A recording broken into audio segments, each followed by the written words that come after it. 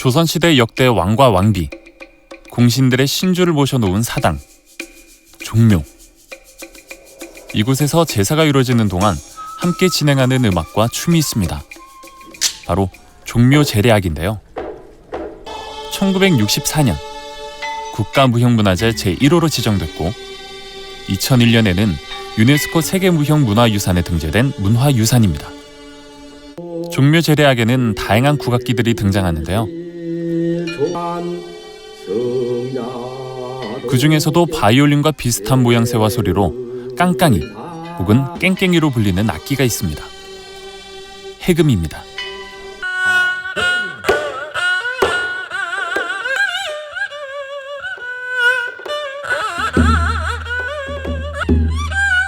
해금과 바이올린은 활을 사용하고 줄을 비벼서 소리를 내는 차련 악기란 점이 닮았는데요. 바이올린이 악기의 여왕이라고 불리는 것처럼 해금도 마찬가지입니다. 서양의 칠음계를 모두 낼 수 있는 게 다른 국악기와의 차이점인데요. 그런데 바이올린과는 연주법에서 차이가 있습니다. 심지어 관악기로 분류되기도 한다는데요. 해금은 현악기가 맞습니다. 우리가 이제 악기를 분류할 때 현악기, 관악기, 타악기 이렇게 구분을 하는데 거기에 있어서는 현악기가 맞죠. 이 현악기가 다른 현악기에 비해서 예를 들면 이제 가야금이나 거무고 같은 악기들은 이렇게 타연을 한다고 표현하는데 음이 짧아요. 해금의 경우는 차련악기다 보니까 긴 음을 연주할 수 있거든요. 그래서 관악기가 특히나 그런 기능들을 하고 있죠. 그래서 그 기능이 유사하기 때문에 이런 관악 편성에 이 해금이 들어가는 걸로 생각을 하고 있습니다.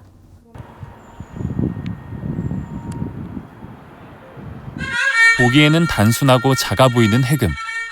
어떻게 칠음계 소리를 모두 낼 수 있는 것일까요? 바이올린처럼 활을 사용하는 것은 같지만 지판을 누르는 대신 다른 힘을 이용한다고 하는데요. 해금은 공중에 떠 있는 줄을 눌러서 여간이라는 주법을 사용해서 연주를 하거든요. 그러니까 손의 감이 서양 악기보다 훨씬 더 아주 세밀하게 이렇게 계속해서 유지하고 보존돼야만 연주가 가능하다는 거고, 또 거기서 오는 자유도가 워낙 뛰어나기 때문에 그것이 장점이 될 수도 있고요. 또 어떻게 보면 자유도가 너무 뛰어나다는 말은 역설적으로 얘기하면 그 연주자가 가지고 있는 역량이 뛰어나면 문제가 없겠지만 연주자가 가지고 있는 역량이 모자라다면 그 격차가 서양 악기의 격차보다 훨씬 더 크게 느껴진다는 거, 그런 장단점이 있을 수 있겠습니다.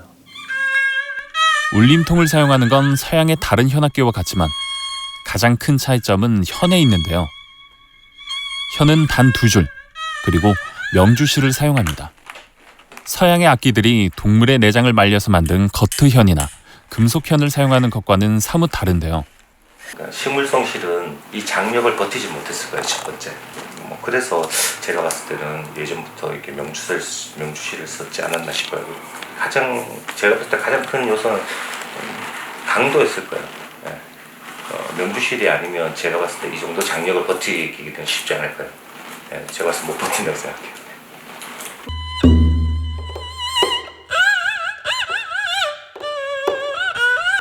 명주실로 만든 현이 소리를 결정하는 중요한 부분인데요.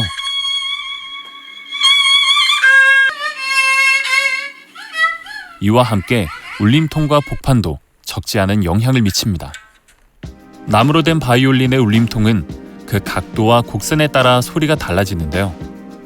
해금의 경우 울림통과 복판의 두께를 어떻게 만드냐에 따라 다른 소리가 나옵니다. 울림통과 복판이 두꺼울 경우 소리가 안으로 머금은 듯이 부드럽게 나옵니다. 울림통과 복판이 얇을 경우 시원하게 열린 소리가 나옵니다.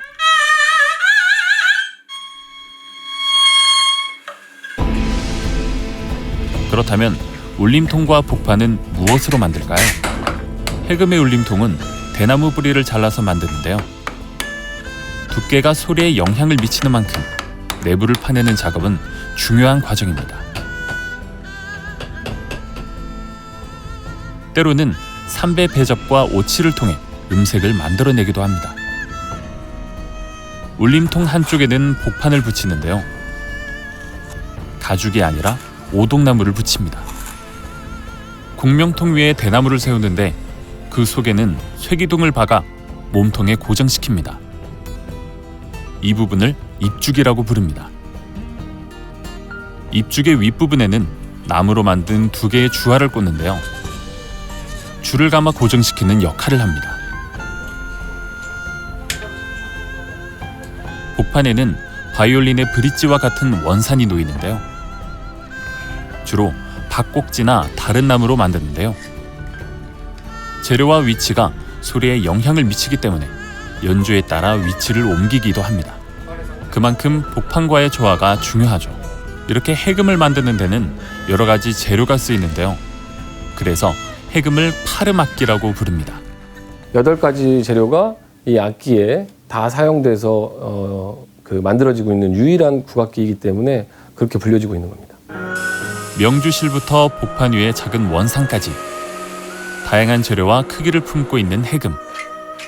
그런데 각각의 재료가 제 소리만 고집하지 않고 하나의 화음을 만들어내는 게 해금의 큰 특징인데요. 그래서 해금은 동서양 어떤 악기와도 어우러져 자신의 음악을 연주해 나가는 것인지도 모르겠습니다. 해금 같은 사람이 된다는 건 조화로운 삶을 살겠다는 다른 표현이 아닐까요?